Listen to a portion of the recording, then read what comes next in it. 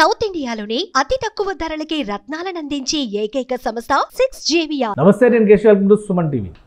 ఆంధ్రప్రదేశ్ ఉప ముఖ్యమంత్రి పవన్ కళ్యాణ్ సనాతన ధర్మ ప్రచార యాత్ర కేరళలో చురుగ్గా సాగుతుంది. మొదటి రోజు జరిగిన విశేషాలు ఏంటి, ఈ రోజు ఆయన ఏ ఆలయాలని సందర్శించబోతున్నారు, ఒకసారి విశ్లేషించే ప్రయత్నం చేద్దాం. మనతో పాటు అనలిస్ట్ చంద్ర శ్రీనివాస్ గారు. శ్రీనివాస్ గారు నమస్కారం. నమస్కారం అండి. పవన్ కళ్యాణ్ గారు దక్షిణ భారతదేశంలో కీలకమైనటువంటి కేరళ, తమిళనాడు రాష్ట్రాల్లో పర్యటన, అన్నీ కూడా చారిత్రక ప్రాధాన్యం ఉన్నటువంటి ఆలయాలు. ఎలా జరిగింది మొదటి రోజు యాత్ర? అక్కడ రిసెప్షన్ ఎలా ఉంది, అసలు ప్రజలు రిసీవ్ చేసుకున్నటువంటి విధానం కానీ రెండు కూడా బీజేపీ ఏతర పక్షాల అధికారంలో ఉన్నటువంటి రాష్ట్రం, కమ్యూనిస్ట్ పార్టీ పైగా కేరళలో. అవునండి. సో ఎలా ఉంది? ఒక రకంగా అంటే బీజేపీ ఒక అస్త్రంగా పవన్ కళ్యాణ్ గారిని ప్రయోగించినట్టే. ఎన్డీఏలో కీలకమైన భాగస్వామి. మీరన్నట్టు 100 కోట్ల మంది హిందువుల ప్రతినిధిగా ఆయన ఎమర్జ్ అయ్యాడు. తిరుమల లడ్డు మీకు తెలిసిన అంశమే. దాంట్లో ఒక 5 అరెస్ట్ అయిన అంశం, డైరీ నిర్వాహకులు మనకు తెలిసిన అంశం. అది ప్రపంచాన్ని తెలియజేసి 11 రోజులు ప్రాయశ్చిత్త దీక్ష చేసి కాలినడకన తిరుమల వెళ్ళారు. ఆ తర్వాత ఒక్కసారిగా మాకు ఒక రక్షకుడు వచ్చాడనే భావన హిందూ సమాజంలో కలిగింది. ఆ తర్వాత కట్ చేస్తే ఇప్పుడు మళ్ళా సైలెంట్గా ఉన్నది అనుకున్నారు. వైరల్ ఫీవర్ వచ్చినాయి అనుకున్నారు.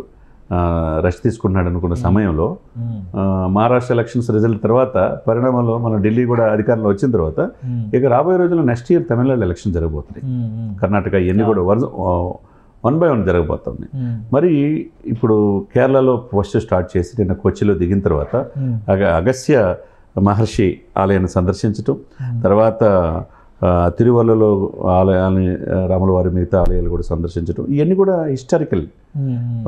మన తెరమరుగైన చరిత్రని సమాజాన్ని తెలియజేసేటట్టుగా ఇప్పుడు ఈ దశాబ్ద కాలంలో ఆ రోజు ఖిల్జీలు, తుగ్లక్లు, వీళ్ళంతా గోరీలు మన సంస్కృతిని, సాంప్రదాయాల్ని, గుడుల్ని ధ్వంసం చేసి అట్లా మసీదులు కట్టారు.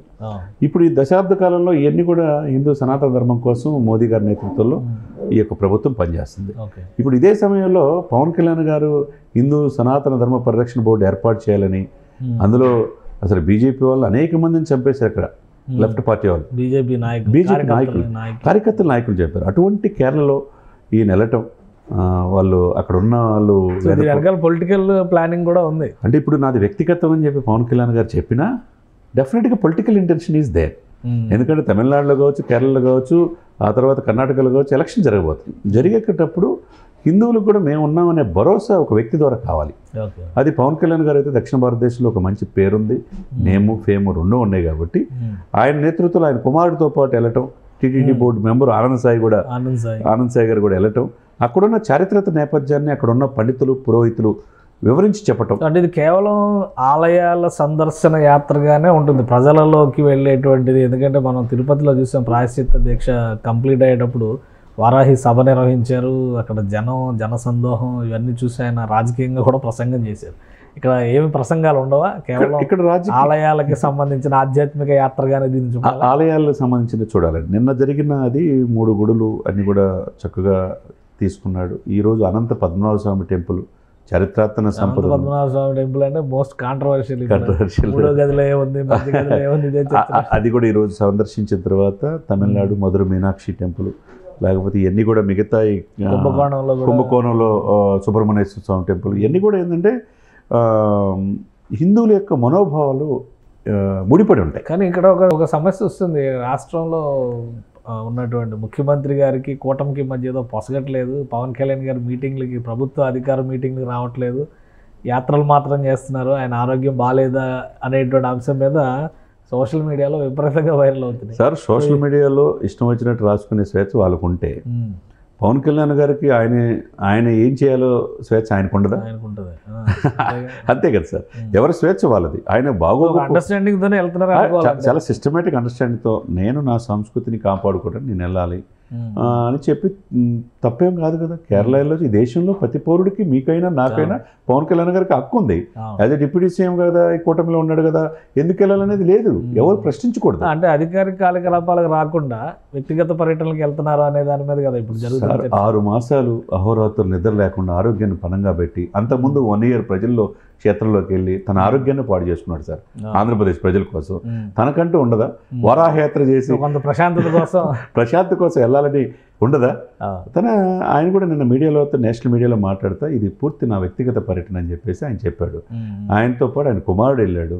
ఆయన కూడా నెక్స్ట్ జనరేషన్ మన తెరమెరుగైన చరిత్రను తెలుసుకోవాలనే కదా, వాళ్ళకి అలవాటు చేయాలి కదండి. తన బిడ్డలకు కూడా తన TTD board member Anand Sai గారు కూడా వెళ్ళారు. అంతేనా మరి మోడీ గారు ఎజెండా ఇచ్చారు, మోడీ గారు ఎజెండా ప్రకారం కళ్యాణ్ గారు వెళ్తున్నారు అని చెప్పి ఒక చర్చ ఉంది. ఇప్పుడు ఉండొచ్చు, ఎవరి భావాలై ఎవరి ఆలోచనలు వాళ్ళు ఉన్నాయి.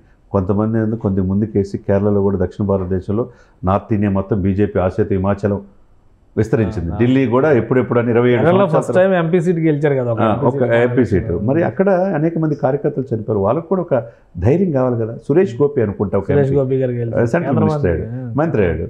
మరి అక్కడ ఒక అవకాశం వాళ్ళు కూడా తప్పే ఉంది. మేమున్నామని భరోసా అక్కడ పార్టీకి ఇవ్వాలి కదా. అది పవన్ కళ్యాణ్ రూపే కావచ్చు, ఏదైనా కావచ్చు. ఇకపోతే అన్నామలై తమిళనాడులో మనం చూసాం. ఒక ఐపీఎస్ ఆఫీసర్ అయి ఉండి ఆయన ఎంత చక్కగా ప్రయత్నం చేస్తున్నాడు. తను గెలవకపోవచ్చు కానీ నెక్స్ట్ ఇక్కడ తమిళనాడు గవర్నర్ 26లో ఎలక్షన్స్ ఉన్నాయి తమిళనాడులో, అంటే అక్కడ కూడా కొంచెం గట్టిగానే కొట్టే అవకాశం ఉంది. డెఫినెట్గా తెలుగు వాళ్ళ ప్రభావం ఎక్కువగా ఉన్నది. అనేక మంది వెళ్ళి మైగ్రేట్ అయ్యి అక్కడే ఉండిపోయి ఆ జీవనంలో భాగమైపోయారు. అదే అక్కడ స్టాలిన్ కుమారుడు ఉదయనిధి స్టాలిన్కి ఇది వైరస్తో పోల్చాడు సనాతన ధర్మాన్ని. అది కొద్దిగా కోపంగానే ఉంది. ఒకవైపు ఏమో విజయ్ ఒక పార్టీ పెట్టాడు, ఒకవైపు బీజేపీ ముందుకెళ్లాలని ఉంది. ఇదే సమయంలో ఈయన యొక్క యాత్ర కూడా కలిసి వచ్చే అవకాశం ఎన్డీఏ కూటమికి స్పష్టంగా కనపడుతుంది. కాబట్టి ఇది ఇంతటితో ఆకుండా మీరు అన్నట్టు 3 రోజులు 11 దేవాలయాలు, చారిత్రాత్మకమైన దేవాలయాలు ఆయన తిరగటం మనం చూసిన అంశమే. ఆయన ఎందుకంటే వారాహయాత్ర చేసిన లేకపోతే మన ఎవరు తెలియనిది ఆయన 11 రోజులు ప్రాయశ్చిత్త దీక్ష వెంకటేశ్వర స్వామి దగ్గరికి వెళ్ళి కాలినడకకి వెళ్ళాడు సార్. అది ప్రపంచానికి తిరుమల లడ్డు అపవిత్రమైందని తెలిసింది. సిబిఐ అదే కదా ఇప్పుడు బయటపెట్టింది. కానీ సిబిఐ కల్తీ అవ్వలేదని చెప్తున్నారు, కానీ పవన్ కళ్యాణ్ చంద్రబాబు నాయుడు మనసులో కల్తీ అయింది అని చెప్తున్నారు వైసీపీ వాళ్ళు. ఏదైనా కానీ దీనికి కారణమైన వ్యక్తులను అరెస్ట్ చేశారు కదా. ఇదే సమయంలో ఎక్కడ తప్పు జరిగితే 6 తిరుమలలో తొక్కిసలాట చనిపోతే క్షమాపణ ఆయన స్వయంగా కోరాడు కదా ప్రభుత్వం తరఫున. దాన్ని విషయాల దృక్పథం అంటారు.